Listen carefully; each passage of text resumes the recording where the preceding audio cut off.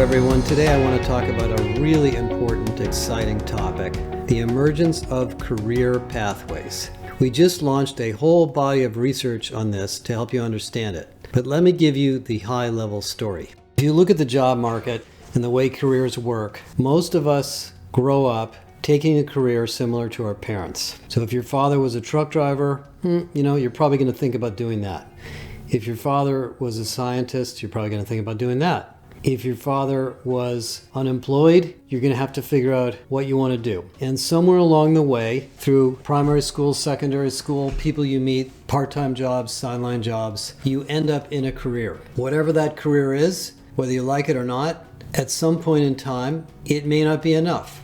And for most of us, the signaling and the advice we get on our first career is weak. Since we're all living long lives, most people who are graduating from school today at the age of 18 or 22 are going to live into their hundreds. So they're going to have a 60 or 70 year career. Those decisions as to what to do over those years are very big decisions, and they change all the time. And the signals and data and information and advice we get on what career to take is very random. And like I said, if you're lucky enough to have really nice parents who are very successful and you really admire what they did, you're going to go and follow in their footsteps. And that's wonderful if you can do that. But most people don't have that, particularly people in lower income families or people coming from immigrants or other locations. They need help figuring out what to do. Now, of course, on the employer side, we have the opposite side of this problem. If you're Walmart, if you're IBM, if you're Verizon, if you're Rocket Central, if you're Mercy BonSecours Hospital, if you're Providence, if you're Kaiser Permanente, you have this massive need for people. You need operational people, you need technical people, you need clinical care people, you need technology people, nurses, managers, retail workers, salespeople. And you're going to look for these people on the internet or wherever through job postings, and you're going to hope they show up. And in the middle, there's this massive market of billions of dollars of companies like LinkedIn and Indeed and all of the software tools for sourcing and talent marketplace tools, et cetera, that are supposed to make this all work. But unfortunately, despite the fact that we have a very low unemployment rate and it's very easy to find a job right now, and actually wages have gone up and average savings accounts have also gone up during the last period of time, until this latest interest rate rise, many people are left behind. Let's suppose you live in a city where the primary employer has left, or it's a manufacturing plant and you're sick of working in manufacturing and you want to make more money and there's no more opportunities. In some sense, this is the red state scenario in the United States. Those people don't have a lot of choices and they don't know what to do. And for those of you listening to this podcast who don't have college degrees, it's hard to get a college degree when you're working. Really, really hard. You don't have time, you don't have money, it's extremely expensive. You have kids to take care of, other responsibilities, and a job, which by the way usually takes about all the time and energy you have. So what are we going to do about this? Well, back in 2017 or so, when I was at Deloitte, I met some people at Walmart and they were building this thing called Live Better You. And they had a really big idea. And they weren't the only ones, but I'd like to give them as an example. They were looking at this massive investment companies were making in tuition reimbursement. And tuition reimbursement is a big benefit. And we studied tuition reimbursement multiple times in my career, and I was always amazed at how much money companies spent on tuition reimbursement and how little they could measure the results. Because the way tuition reimbursement traditionally was managed is it was a benefit, like healthcare. And so if you wanted to get a degree or take a course at a university on something and it was somehow aligned to the business that your company was in, we'll pay for it. And if it makes you happy and better at something that you want to do, we're willing to take the company's money and spend it, and you don't have to pay tax on it because the government allows you to educate yourself with benefits that are tax-free. So it's a great thing for the company, it's a great thing for the employee. But when we actually surveyed companies about what they're getting for this, they don't know. Fewer than 10% had any idea how much value the tuition reimbursement was providing to the employee, to say nothing of the employer. And also the adoption rate is low and the completion rate is low because it's hard to use it. Well, Walmart had a better idea. They decided they were going to put together something called Live Better You,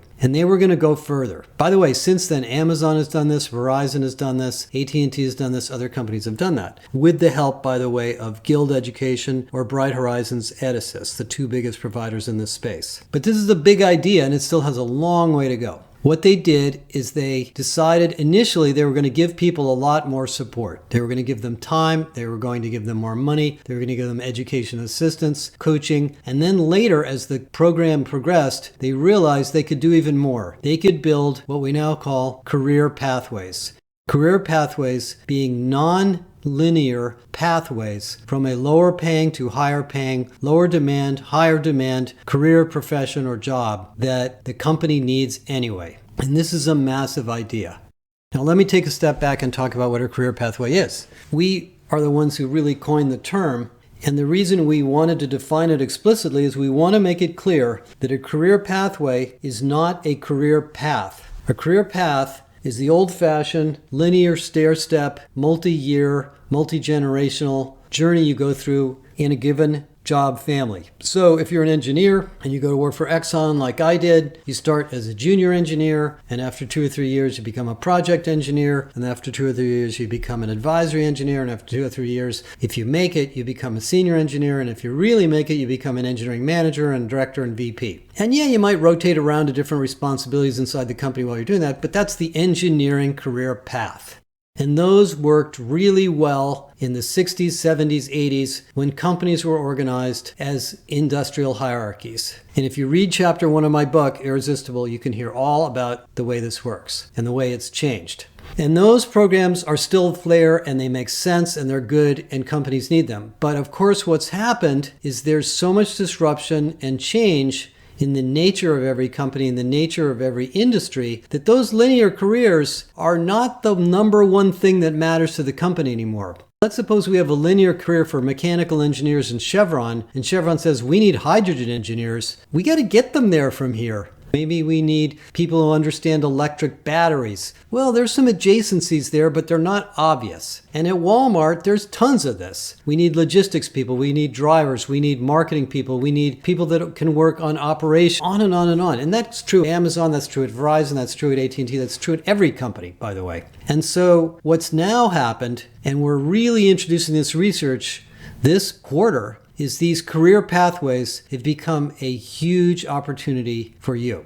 And I want to thank, by the way, EdAssist, BrightHorizons, and Guild Education, two of the big players, for working with us on this research. We've done quite a bit of research on this now on our own. And there's a series of steps that companies can go through to create these career pathways. In the case of Walmart, over the years, the program has become much more advanced. And that's true of all of them. If you specifically know we need a certain type of nurse, or a whole set of clinical professionals in healthcare, you can create career pathways that include education, certification, degrees, job experience, mentoring, coaching, developmental assignments, on-the-job training to move to those new careers. And it might take somebody 2, 3, 4 years to get there, but it is cheaper for you as an employer to do this at scale, if you're a big enough company, than to go out and find these people in the outside market. Because not only are you saving money on getting them into the career, these are people you know, these are people who love your organization, who are going to stay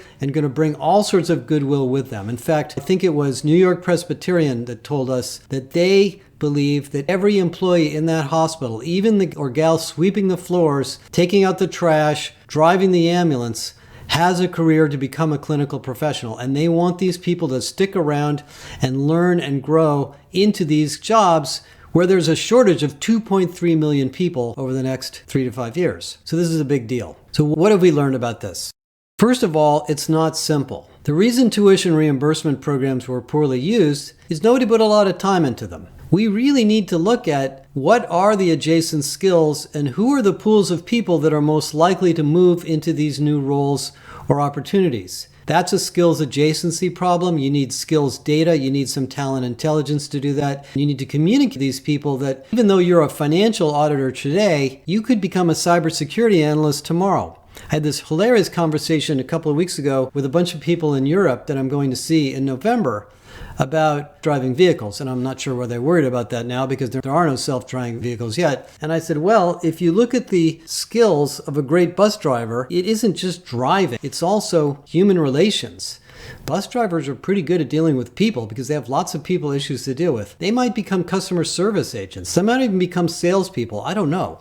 But skills adjacency teaches you a lot of fascinating things about who could be a good fit for what job. Now, in the early days of this, back in the 60s and 70s, when I got out of college, basically what you did is you took the strong vocational aptitude test and it looked at what you were good at and it gave you a set of jobs and careers that were appropriate. Because I was a science type of guy, I ended up getting recommended to become an astronaut, which was obviously a way long distant, low odds role for me, but I actually did at one point think about going into the Air Force to see if it was worth it.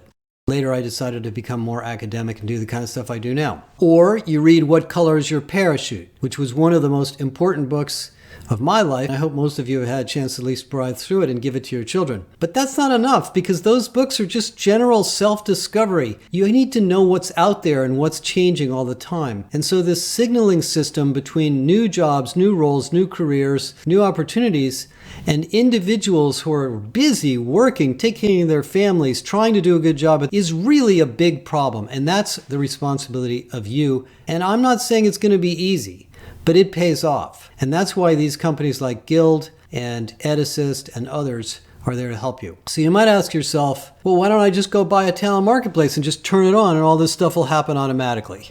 No, that's not true. Now, as much as I'm a big fan of the talent marketplace, and I think it will become a transformational driver of a whole new way of working, which again, I also talk about in my book, that's not enough. Because if I'm a truck driver at Walmart driving through some town and I've decided it's time to look for a new job, and if there's a talent marketplace at Walmart and I go and click into it and it shows me a bunch of jobs in data science, that's the end of that. I'm not going back into that website again. It's got to be aligned to the roles that are appropriate for this person. And then it needs to show them, in order to get there from here, you need to do this, this, this, and this. And we're going to pay for that, and we're going to help you do it. And if you stick with it, you're going to get this job. So this is actually a merger, or rather a collision course, between the talent marketplace vendors, who mostly are software companies, and the solution providers who help you with your own career pathway. And let me tell you that understanding career pathways and building expertise in career pathways is a strategic competitive advantage for your company. And I know this because of where I've worked and what I've seen. Many years ago, when I interviewed the CHRO of IBM and the head of talent at IBM before her, and we talked about what was going on at IBM. IBM is an old company. IBM has technologies going back to, I wouldn't say the dark ages, but the disk drives that are the size of a truck, believe it or not. And they have come a long way, and many of the people that engineered and designed and built and serviced and implemented some of those original technologies are still kicking around. What is IBM going to do with those people? They need to become Java engineers or cloud engineers or implementers of digital technologies or designers. IBM, in order to stay current in the IT domain, where the company was really the dominant player for most of my early part of my career, has to help these people move.